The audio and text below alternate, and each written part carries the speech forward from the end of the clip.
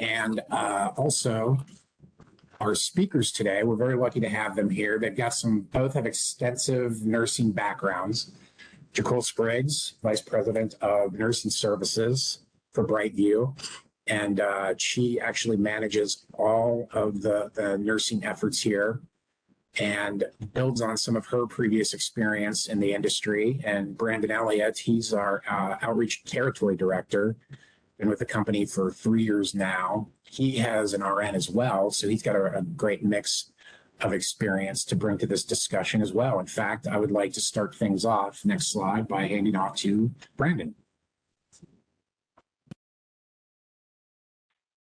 Great, thanks. Before we get started here with the agenda, you see on your screen here, I can speak for Jacole here as well. What a wonderful topic to talk about today. Black History Month, perfect timing for this. It is a topic that a lot of us on this call today have been addressing or asking ourselves questions about. How can we address this topic? And what you'll see with the agenda today, we're going to do that. There's over almost 150 people on this call, so we can see the impact that a topic like this can bring. So we appreciate you guys joining, and we're both honored to be speaking on behalf of Brightview today. So with the agenda, there's a question on there. If you can go back to that slide before, I want to kind of reiterate on the question there. On the fourth bullet, you'll see, why aren't Black Americans seeking treatment? And that's something that we can ask ourselves all the entire time. So as we go through this, you'll get to see exactly how we're trying to answer that. And there's so many layers to this. There really are. But we're going to start with just talking about some of the drug use trends with Black Americans on the next slide.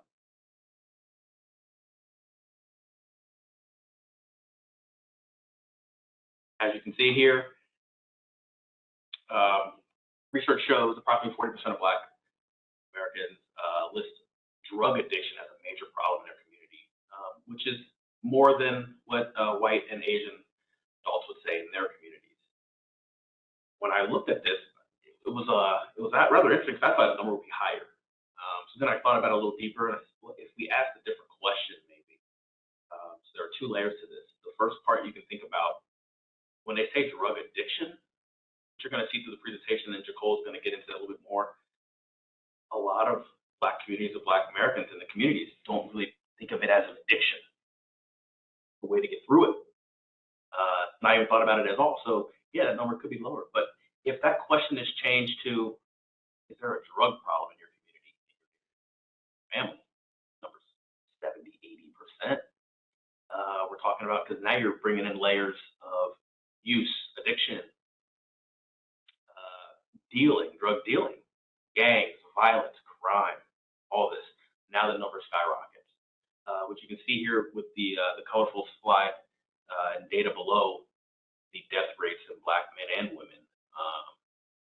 Overdoses are just skyrocketing from using illicit drugs.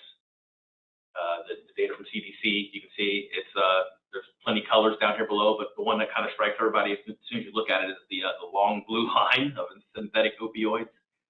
Other than methadone,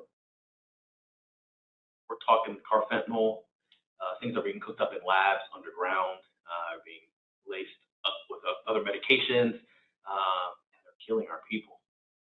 And you can see that both Black and white, this is impacting a lot of them, but in the Black community, the numbers have risen significantly, hundreds and hundreds of percentage points.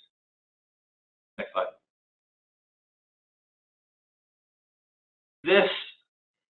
The war on drugs, again, when we go back to that first slide, we don't have to necessarily go back, but the question we're asking again, if you want to really start there, you can say these two laws that were put into place in the 70s and 80s kind of set the tone for what we're facing today. The Rockefeller Law in 73, stricter drug policies for possession or sale of heroin in New York, and the Anti-Drug Abuse Act in 86. Severe sentencing for low-level nonviolent offenses stemming around cocaine. But let's, we can dig into some of that a little bit more. Governor Rockefeller back in the 70s, who was pro-rehab, was pro-recovery,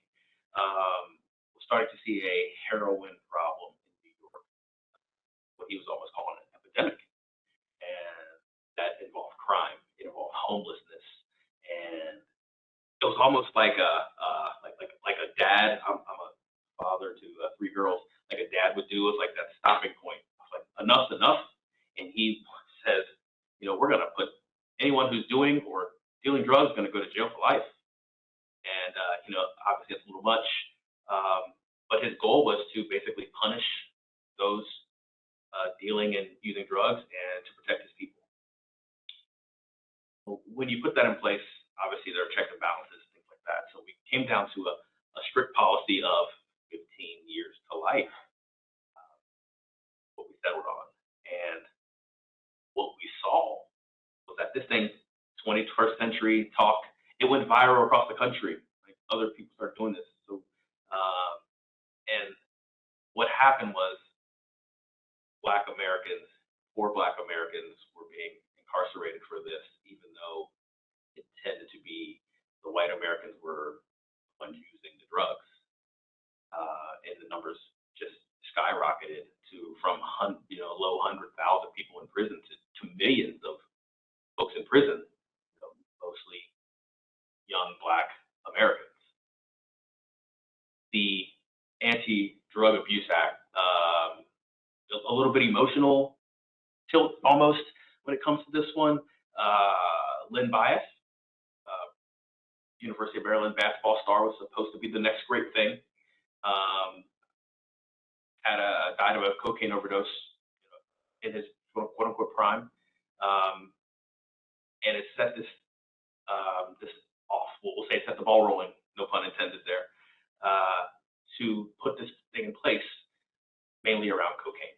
So I guess the key points around this would be the ratio that was put into place for the 100-to-1 ratio. That may have been something you've heard about in the past.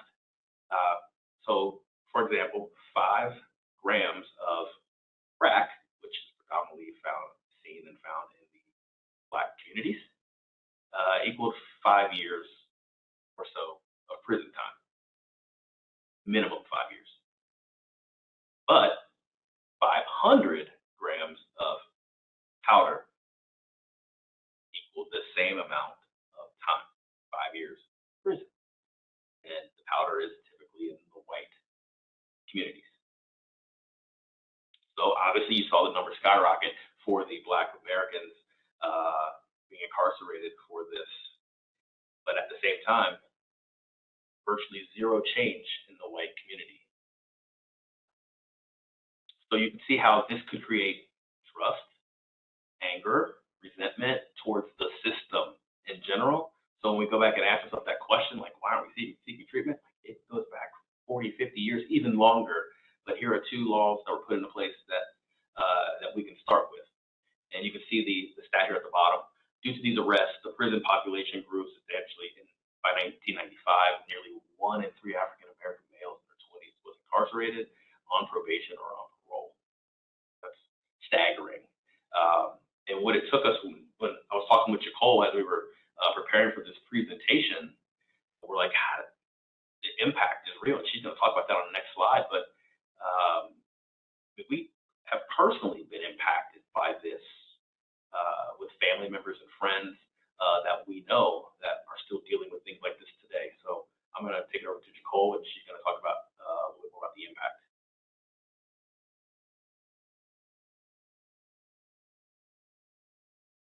Thanks, Brandon. Yeah, one of the important things to keep in mind as we discuss, the information on these slides, as we are talking about factual information, is we are talking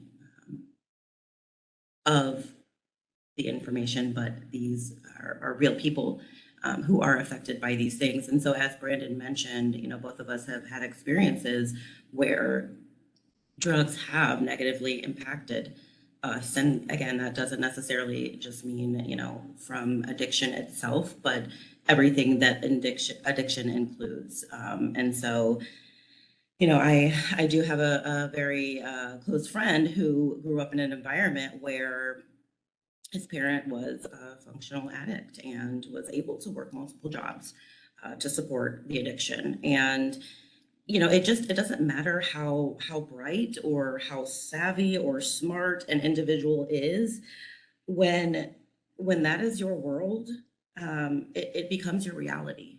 And so, my friend eventually, began dealing drugs and supported his family. And by family, I mean parents, siblings, aunts, uncles, nieces, nephews, cousins. And by support, I mean housing, food, water, electricity, clothing, and just basic necessities. And the most impactful thing about, this individual's story is that just the relief, that the overwhelming relief that was felt when eventually, was caught. And it was just described as, again, an overwhelming sense of relief. And I just think it's important because we don't understand the burden that Black men carry, because they are expected to provide for their family. And by family, that means everyone. And when this is your reality and this is the norm, these have long-lasting effects. And as you see on the slide here, right, we talk about like criminal record impact, employment opportunities, and being able to, seek just employment to be able to survive, or your housing options, and, people not wanting to, take a risk, or, just take a chance on a convicted felon, the voting eligibility, any potential children, or just education. And so, these things do impact and they impede progress within our community as Black Americans. And, just even here, Black Americans are banned from voting 4 times the rate of all other racial groups combined. That's huge. And so, again, as we talk about these things, hopefully with this story that I shared, you can just, put it in the context of these are real people and these are real lives. If we go to the next slide, you can see here that the trauma, the racism, along with the injustice as it relates to, the criminal justice system and things of that nature, there then becomes a lack of trust in the legal system. And, you have these, the perception of what drugs can portray in our community oftentimes is not negative. It's actually very positive. It's glorified, right? Whether it's, the music videos and just, the money and the cars and just like this lavish lifestyle that's portrayed, when in all actuality, the situation that I described was just basic living. It was electricity, water, food, just things that we all take for granted each and every day. And so, but in our community, role models who are celebrities, glorify these things. And, now more than ever, you have social media and TikTok and just all of these things where, it's just very easy to, to portray things in certain lights that may not always be the truth.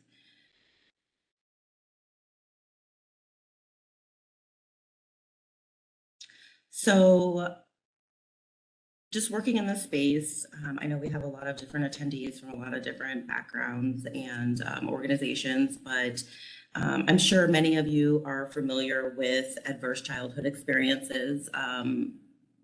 We refer to as ACEs. And this is really important because these experiences affect outcomes. They affect Black Americans.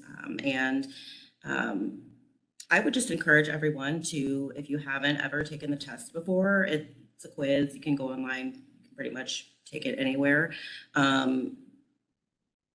See what your ACE score is. But the ACEs basically include things such as, any type of abuse, the way that your parents were treated in the household, any type of substance use, mental illness, significant loss through separation or divorce, incarceration, or any type of like emotional and physical neglect. And so individuals with an ACE score of 5 or more were up to 10 times more likely to have illicit drug use problems, including addiction, and 2 times more are likely to be an alcoholic. And, you know, I often say I'm really grateful to be here at Brightview because, you know, I, you know, grew up in an environment where this was the norm. You know, my ACE score is 9, which is significantly high. And, you know, I always joke because I, you know, did everything non-traditional. So, you know, you know, I had a child, then I got my GED, then I got a job, then I got a house, then I went to college, then I got married. And so again, just completely non-traditional, but you know, there definitely is hope. And so, you know, these things don't have to define you. You know, if you can relate to what we're talking about in terms of these ACEs and these negative experiences, or just even, you know, the culture of, you know, the impact that drugs have on the environment, there definitely is hope there.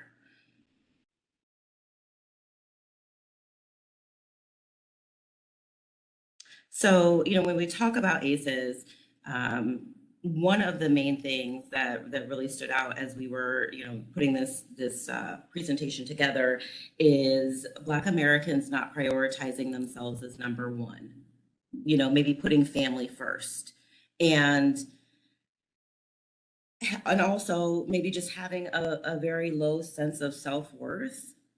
And so what's really interesting to me about these two statements and how this relates to what we're talking about today is in order to be able to prioritize yourself, you have to know what that looks like, right? Like, so what is well-being? What is self-care?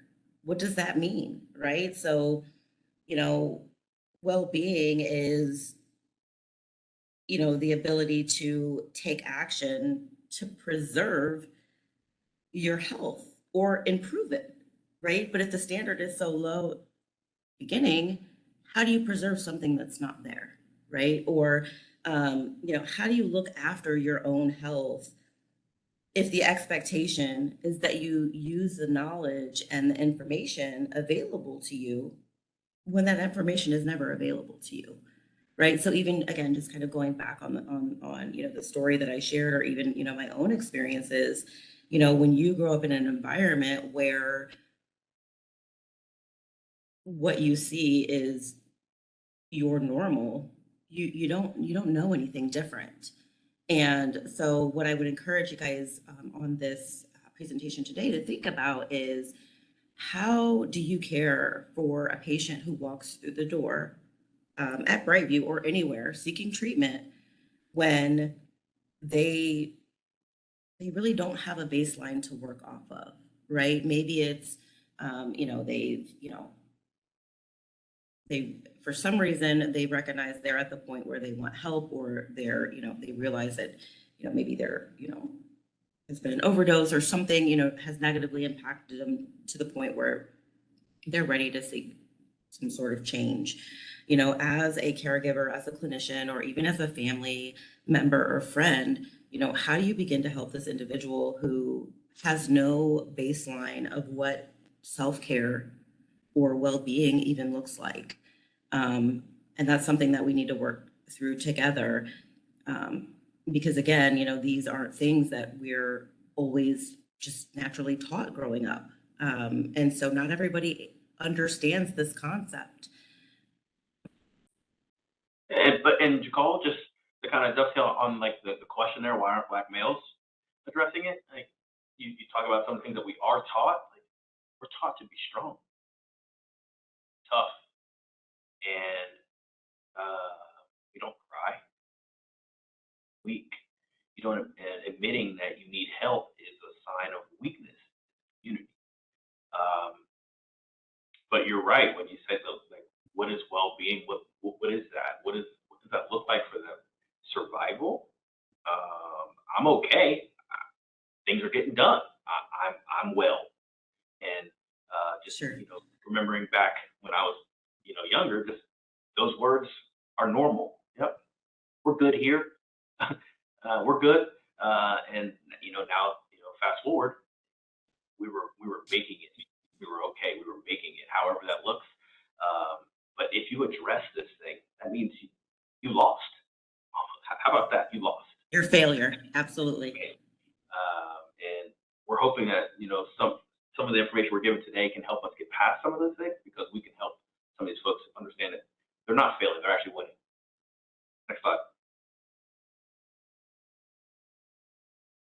Absolutely. So, again, when we think about well-being and self-care and the idea and the concept, I mean, it's just a reality. We all struggle with that today. I mean, even those of us who are raised in environments where, like, yeah, we hear about self-care, right? Like, taking care of ourselves. And like most of us are on a grind, and, we have responsibilities that we need to take care of, and that becomes the focus. So even for us, it's difficult.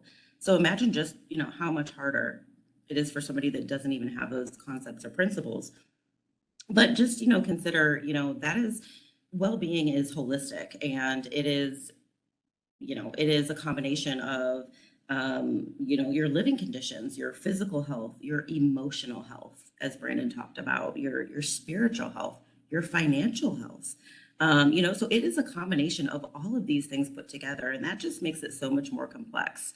And so again, it's really great to be able to be a part of an organization that really wants to treat the whole person, because, I mean, it's really required in order to truly help someone, feel supported through recovery, which is a process. For women specifically, for Black females, there's just a lot of fear and shame. There's the worry of, if I do this, right, like, how is it going to impact my children? Because I don't trust the system, right? As evidenced by these laws and these other things that have happened in the past, where, my people are negatively targeted in ways that are not congruent to other races and nationalities. I don't feel safe. I don't want to take that risk. So, if I, seek treatment, or if I admit that this is a problem, are my children going to be taken away? Or is CPS going to get involved and then just like harass me, or just feeling like, I love my kids and I want to get help, but I don't want them to be taken away even more. Or just, I mean, sometimes our children are our survival, and that can be in both a positive way and a negative way. So, in my family, it was very normal thinking that if I have a child, I will get a check. And if I have another child, I will get even more money. And so, whether wrong or right, that can be the mentality for some people, that is, their means of survival. For me personally, just having a child at a really young age was just the best thing that ever happened to me. It was definitely a blessing. And I'm so grateful, because I knew that I didn't want my children to go through the suffering that I went through. I didn't want my suffering to be in vain, right? And so, I talked about my ACE score being 9, which is super high. But again, it was an opportunity for me to break the cycle and just, give to my child what I didn't have or what I yearned for. And, luckily, I beat the odds, but that's not real for everyone. As we see, we have, many women who come to Brightview with children who just aren't, able for whatever reason, they need help. And so, again, I couldn't imagine, that child, that love, that bond that's created, and just being fearful of that being taken away from me. And, if I put myself in that position, like I would have done anything I could to protect what I thought was right, even if it maybe wasn't necessarily right. So just understanding that we all have different perceptions of what that looks like. But the thought is, how do I survive if my children are taken? Or just, living in poverty, welfare. And then again, general trust, which I think, has come up significantly. But just also as women in general, it's very natural for us to put everyone else first. And by everyone, that means pretty much anyone. And so that's just normalized. And, these are all things that really are barriers for us being able to get the treatment that we need.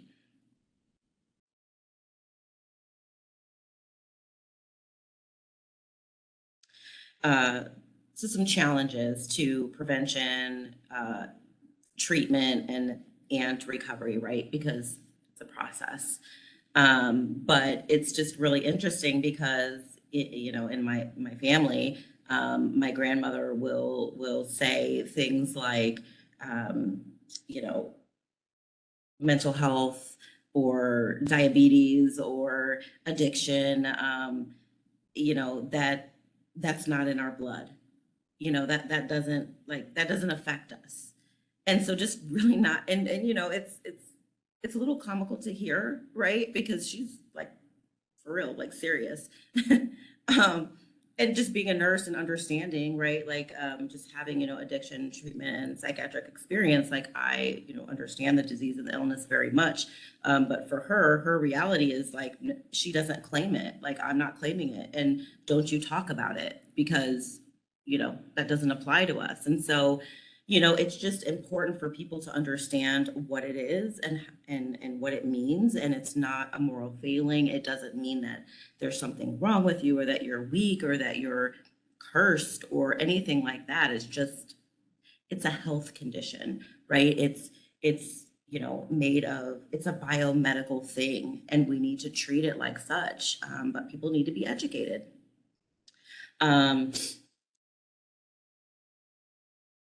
There's some other reasons in terms of, unequal prevention and treatment, just depending on access to care, or, the high concentration of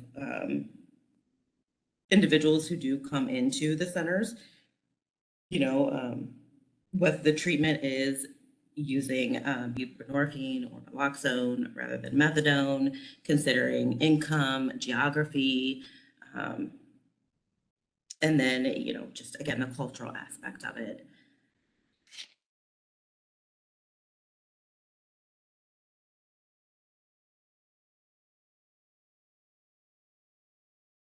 So when we talk about how do we improve care, how do we impact the patients who do walk through our door, a very important thing to consider is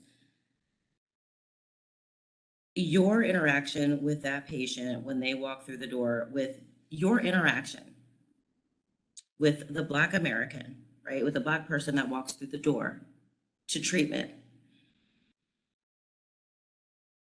That first impression is literally going to make or break the outcome, right? And again, we are all responsible for our decisions.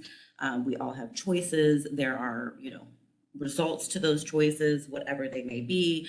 So, definitely don't want to, inappropriately put ownership on, the care providers. However, what I do want to do is make it very clear that when we walk through the door, the energy that we feel from that individual is going to imply trust or distrust.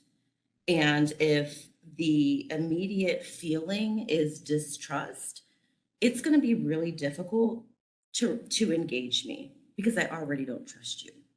And maybe, you have individuals who are just untrusting walking through the door.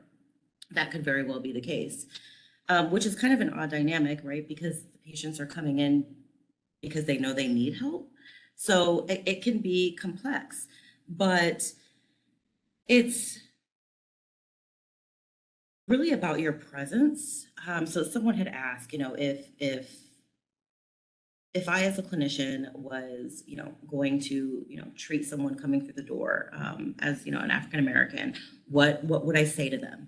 What would I say to them to really help or engage them? And what you say is most definitely important, but it's how you make them feel. It's, can I trust you? Do I believe that your intentions are genuine? Right? Are you making eye contact? Are you, is your tone soft and gentle?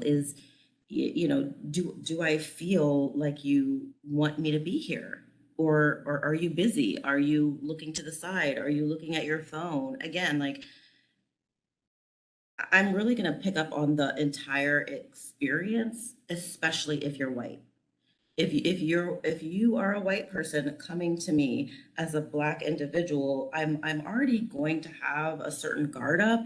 It doesn't mean that I don't trust you, but I'm already going to have a little bias just based on history. And so it's really important to convey softness, and that might mean just kind of like, tilting your head a little bit, or offering a therapeutic touch. I mean, you definitely have to assess the situation and know what to do for what patient.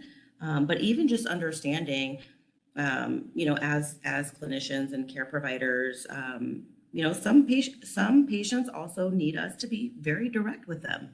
They need us to keep it real. And again, you have to use your best judgment in those situations. I mean, I tend to always gravitate towards compassion because I understand. But there are times when you need to just be real because they can sense when you're not. Questions like, is this your first time in treatment, or what can I do to support you? I know this is really difficult. Or maybe even acknowledging, I know I don't quite understand your situation, and this must be really challenging for you, but I believe you can do it. I'm here to help you, right? And you can't just say the things, like, you have to mean them.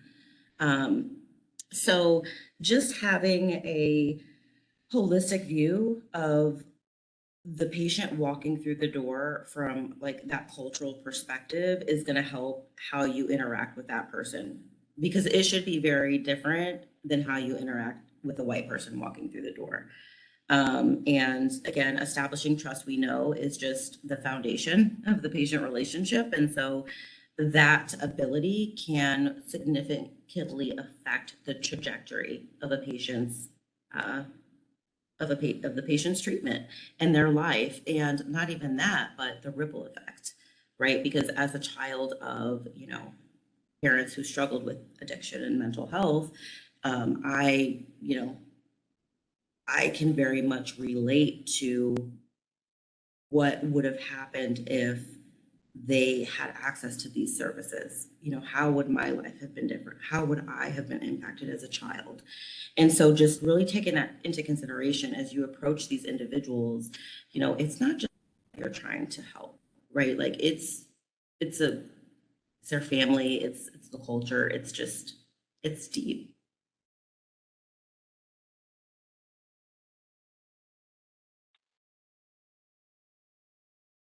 Of Jacola. So it's been 35 minutes of talking about why, the reasons behind it, what we can do as providers. And I know a bunch of us are on the call. What can we do? How can we help? How can we help as Black individuals? How can we help as white individuals? amazing how many people found out that I was doing this presentation, and Black, white, men, women reached out, like, how can we help? So hopefully, after hearing a little bit more, you can kind of see where we can fit in. But to go back to Jacole's slide before, like, just imagine, I think we've all been there, walking into a place where you feel like you don't belong. We need to, as providers, make sure that we can sense that in the room and build out plan of cares for people that are different. You know, it says build trust between community and law enforcement here. You wanna get the Black community to listen to you, go to church. Talk to someone at church. There you go.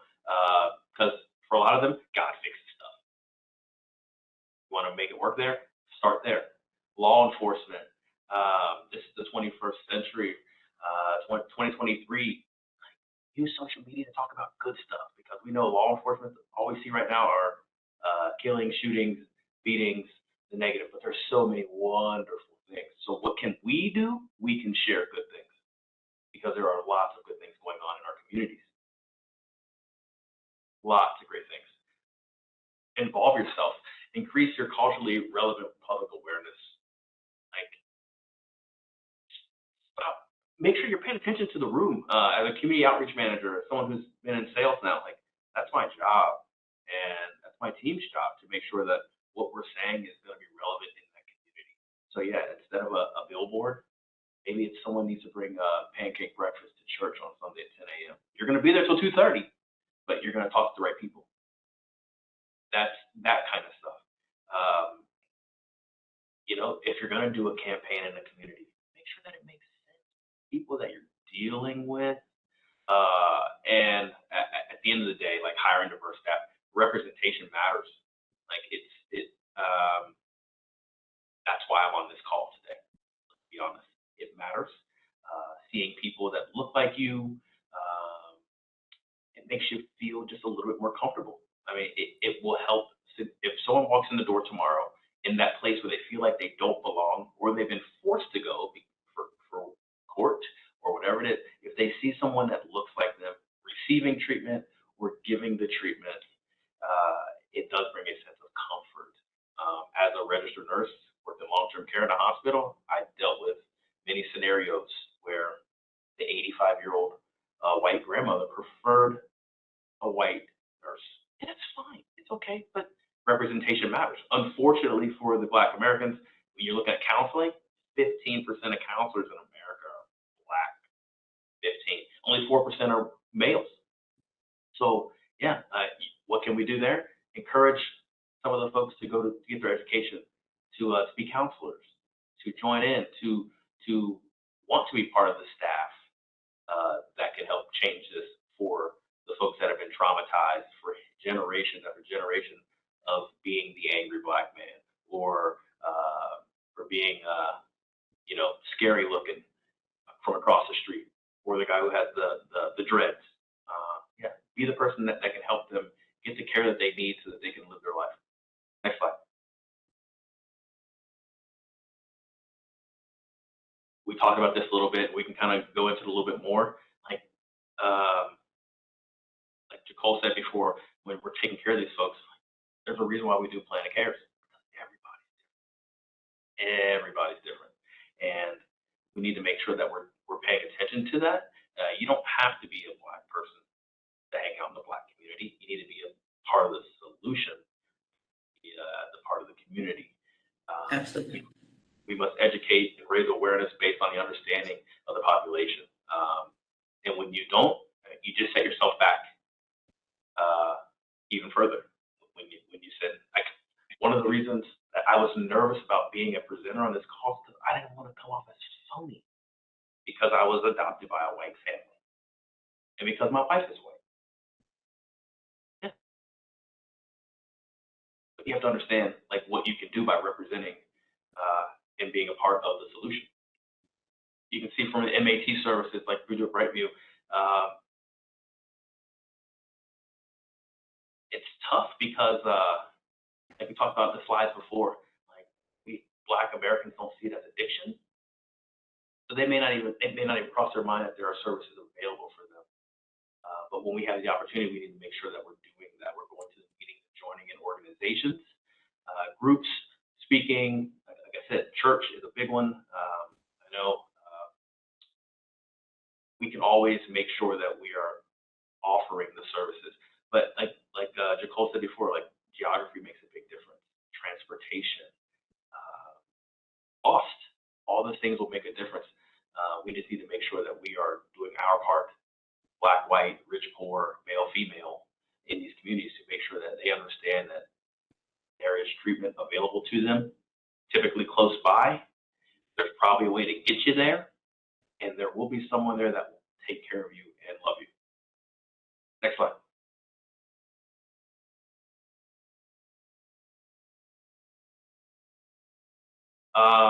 Just more on like being part of the solution.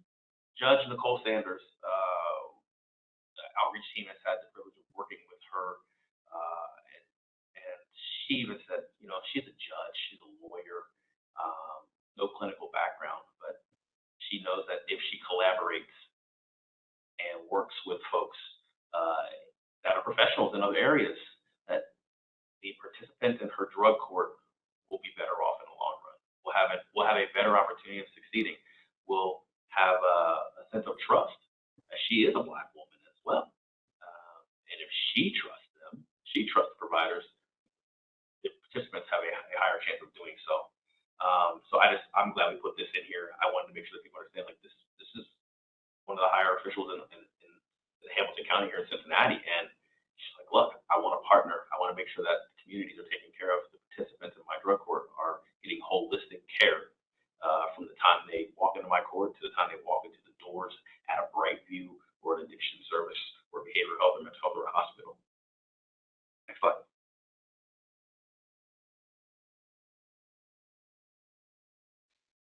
So what can be done to better accommodate Black Americans in treatment?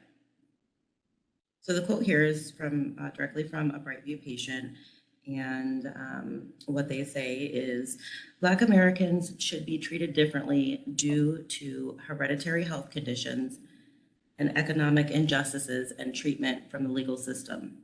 Many who went to jail before the treatment era are mistrusting of the system and treatment because of being vulnerable, which ended up screwing them. So again, you know, vulnerability is seen as a negative thing, where maybe when they were honest or they were vulnerable, the direct result of that vulnerability was punishment of some sort. And so just really need to take that into consideration. I did want to mention, I know in the comments in the chat here, Heidi had mentioned that, you know, we really need to love people until they love themselves. And that's just a really great point, because, you know, as clinicians, as people who want to help Black Americans struggling with addiction or drug, the war on drugs, right? Because it's a war. That, you know, we just offer a sense, we offer parts of ourselves to these patients, because they just don't have the ability or the capability to do it themselves. So love is the greatest of all, but, you know, even just confidence or belief, right? Like, I believe you can do this. It's going to be hard, but you can do it, and I will be here to support you through it, or whatever that might be. And then, you know, another important way, I think, for individuals to help, especially if you are a white American, is you can use your face. You can use your privilege and your connections to really support the organizations that are doing something about it. Whether that's, you know, just being involved or advocating on social media, or, you know, donating, or you know, looking into starting something yourself, or to the organizations that are already doing those things. But I think it's just using your influence and your power for good, because I think, you know, we hear these conversations and these talks, and we're all genuinely moved, right? So intrinsically, we want to do something about it, but there's, you know, the difference between intending and wanting, and actually taking the next step to take action to do that. And so just really want to make sure that, that we're using all that we have to make a positive difference.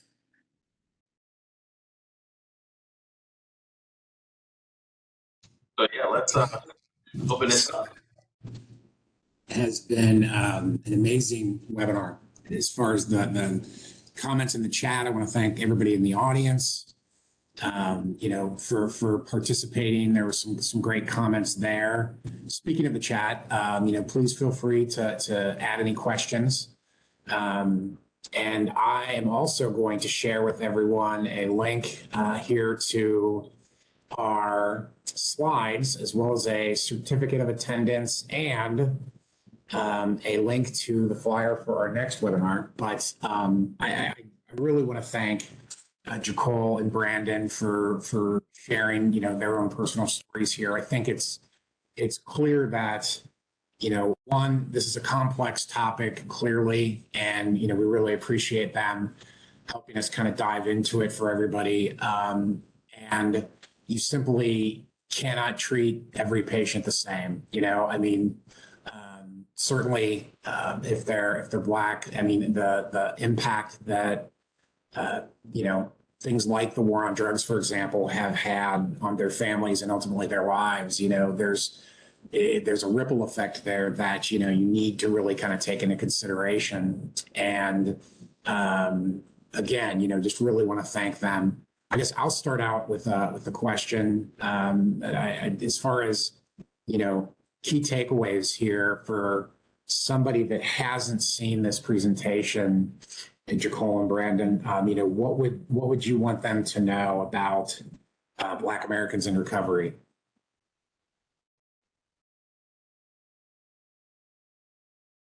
Jacole, you want to take it? One thing that I would want you to know is that if you see,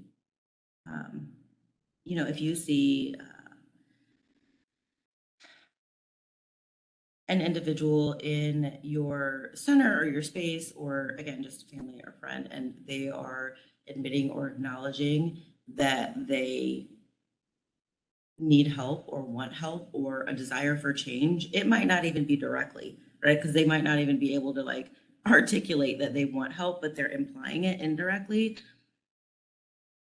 That is one of the most significant key points in the beginning of the recovery process, is just an awareness or an acknowledgement that they've identified that they need help. That is huge. Many people don't get to that point or don't have the opportunity to get to that point. So if someone or love is at that point, I just would encourage you to take it very, very seriously right now. And that doesn't mean that, we can't predict what will happen as a result of that, but just know it's taken a lot for that individual to get to that point, and how you respond is crucial. So just really, use some of the, the tips and the ideas and compassion and just the things that Brandon and I have shared, hopefully to engage that individual. But just know that they had a hard battle to fight, even just to get to that point. And so we want to support them as much as we can so that they can continue in the recovery process. And I don't have a lot to add to that, but I will say that one thing that I learned in opposite being Black and working with white patients, sometimes it's not about you as a caregiver. So don't take it personal. It's not about you. Just make sure that you're there for them. I think that's really well put, Brandon. It's not about you, right? We do have another question. I think, as mental health has become a much more acceptable topic and people are discussing it more eagerly than in the past, thanks in part, I suspect, to COVID. One of the questions here is, how do you feel about the stigma of Black males suffering from some type of mental health?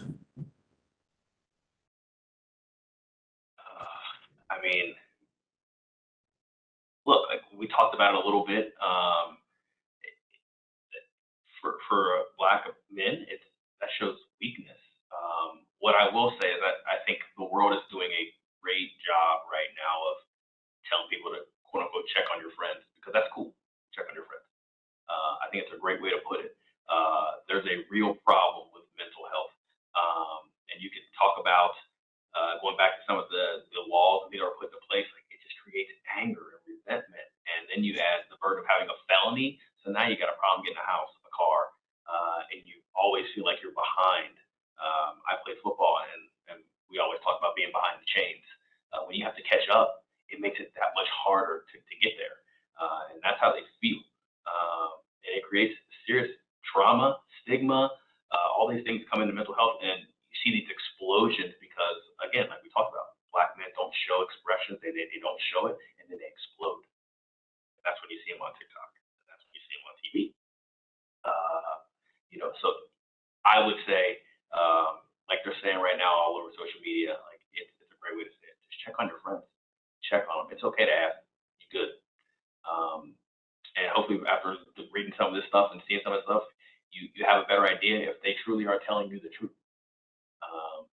Yeah, I hope that helps a little bit.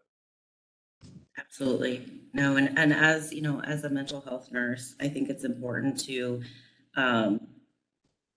really going back to what Brandon said initially is just understand it's not about you.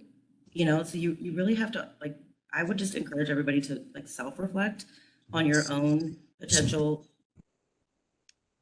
biases, and just right, like talking with a good colleague yesterday who said, just because you feel intimidated or you feel fear or you feel threatened doesn't mean that that person is actually threatening you, right? So just because you feel that doesn't mean that they're doing something to make you feel that way. And so I think we just all really need to analyze our thoughts and beliefs, and that's okay. It's okay to admit that and work through that together. But as Brandon said, as a Black person, right? Like if I am looking or talking to an individual who is white, right? Like you are white, and so you represent whiteness and just the things, and it's not your fault. Like it's not. It just is what it is, right? And so I just think you have to recognize that, and then sometimes you can even just be real about it. Again, you have to assess the situation, but even just being honest in terms of like, okay, let's say, somebody is, a Black male is struggling with mental health, just maybe even just being able to make the comment of, I'm really, I'm worried about you. You seem kind of off. I can't imagine how you must be feeling. I know it's a struggle, because, um, you may not be used to talking about what's going on, or just some sort of a statement, again, because in the Black home, you don't talk about what goes on in your home outside of your home. Like you don't share information. Like you'll get punished for that. So just being able to be just being able to relate or to make a statement that lets them know that will gain some credibility. I hope that makes sense. Definitely. No, that's very helpful. Thank you for both of you. We've got one more question here. I think time for one more, and it's from a juvenile court judge. He or she's also on the executive committee for their local substance abuse coalition. This person says, I have many Black youths, primarily male, but female as well, who are in my court and test positive for THC regularly, which I believe is marijuana. They truly believe there is nothing wrong with doing so. We have tried treatments with little success. We have not identified a treatment that works. Any suggestions?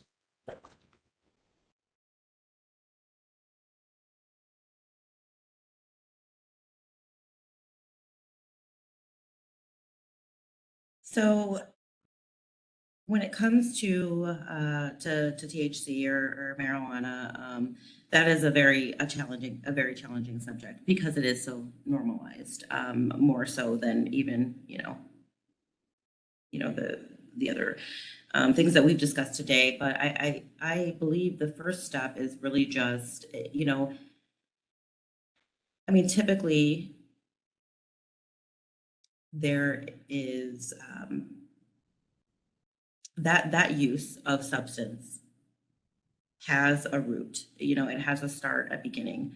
And so just like with all other substance use, it's going to be important to be able to identify the root and the why behind, why does this individual feel like they need to use this substance? What is the substance doing for them, right? Is it self-medicating? Is it, is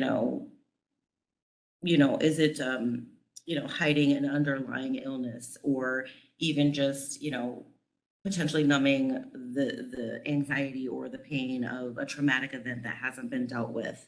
And so, I think, it's a matter of looking beyond the surface and being able to dig a little bit deeper. But sometimes that's hard to do when, it's marijuana, because people are like, oh, it's just weed, it's just marijuana. And they don't really, view it as being important. It's even more so normalized. So, if it's not something to where you can get that individual engaged to be able to address those things through therapeutic means, it may just be shining light on the topic in the community in other ways. So, finding ways to just educate and inform people on, using marijuana and THC and the health impacts and, the social impacts that has. Yeah, I think it's an education piece, because right now it's so normalized. The people that they follow social media, or the athletes or the stars that they follow and love and idolize, are all using the same substance. So we need to, again, on the back end, what can we do to change what they're seeing and viewing? Education starts early. But again, like Nicole said, a lot of these things that are happening are numbing agents. So we need to look at the why. What are they running from? What are they hiding? Where's the pain? So between the asking of the questions that make sense and education, I mean, that's what it's going to take. But like, one thing I'll say about the presentation, this will be the last thing. Like, all of us, if we're really going to try to tackle this, need to do something that the doctor told me when I had my first kid and I about lost it. Get comfortable with being uncomfortable for the rest of your life. And that's where, if we want to really fix this, we need to get comfortable with being uncomfortable situations, telling people no, telling people yes, saying the right thing when it doesn't feel like the right time, all those things. So I think I don't want to go over and keep everybody longer than we have to, out of respect of their time. So thank everybody for showing up and joining in the conversation. I think that was a beautiful way to kind of sum things up, not just because we're out of time, but honestly, I can't thank you guys enough, for your help here, your stories, sharing your stories here, your time, and even the attendees, have been great. As it relates to Brightview, obviously there's 3 easy ways to refer to patients. You guys are all probably familiar with that, thanks to our outreach team.